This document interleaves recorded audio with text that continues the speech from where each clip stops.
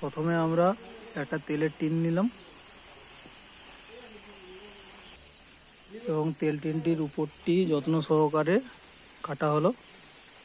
দেখতে পাচ্ছেন শুধুমাত্র উপর পাশটি। ধারালো যে কোনো জিনিস দিয়ে উপর পাশটি যত্ন সহকারে কাটা হলো। তারপর তেল টিনটির যে কোনো এক সাইডে 4 ইঞ্চি অথবা 2 কোড়া 3 কোড়া উপরে একটি গোল ফুটো করলাম। দেখতেই পাচ্ছেন সাইডে যে ফুটোটা করেছিলাম সেখান দিয়ে একটা বাঁশ এবং উপর থেকে একটি ওই সোজাসুজি আর একটি বাঁশ যোগ করা হলো এবং যোগ করে ভালো করে কাঠের গুঁড়ি দিয়ে কুঁড়তে হবে।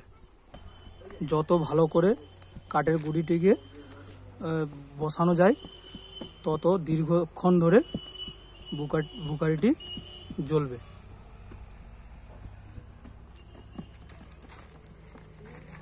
ঠিক এভাবে চারিদিকে ঘুরিয়ে ঘুরিয়ে ভালো করে কুঁড়ে কাঠের গুঁড়িগুলোকে বসাতে হবে। আবারও বলি, যত ভালো করে কাঠের গুঁড়িগুলিকে ভালো করে গোল করে ঘুরিয়ে ঘুরিয়ে বসানো যাবে ততক্ষণ দীর্ঘক্ষণ ধরে এটি বুকারটি জ্বলবে। তারপরে একটু মাটিকে আমরা ভিজিয়ে নেব যাতে ওই বুকারিটির উপরে প্রলেপ দেওয়ার জন্য। দেখতেই পাচ্ছেন ভিজে মাটিটাকে কিভাবে বুকারির উপরে প্রলেপ দেওয়া হচ্ছে।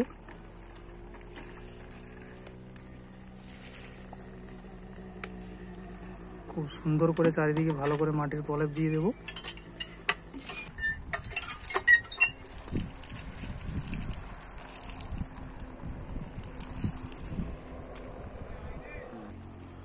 তারপর কিছুটা টাইম বাদে 5-10 মিনিট বাদ দিয়ে ওই বাঁশটিকে আস্তে আস্তে করে ঘুরিয়ে ঘুরিয়ে উপর দিকে তুলে নিতে হবে। কিছুটা টাইম বাদ দিয়ে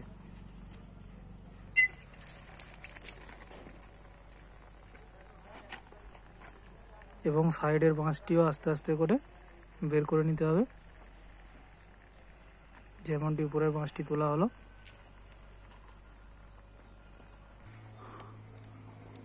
উপরটায় আমরা হালকা করে কেরোসিনি মাথা থেকে ঢালবো অল্প করে।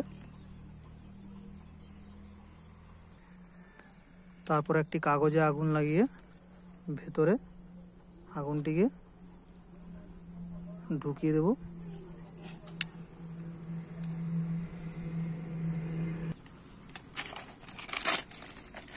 দেখতেই পাচ্ছেন আগুনটা কিন্তু আস্তে আস্তে ভিতরে জ্বলছে।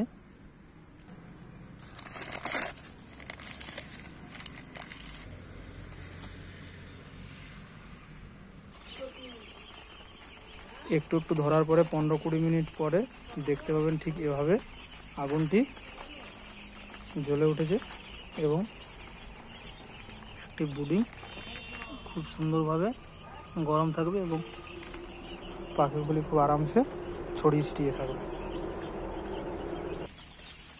দেখতে পাচ্ছেন বুকারিটি জ্বলছে এবং পাখিগুলি কত সুন্দর ছড়িয়ে ছিটিয়ে আছে।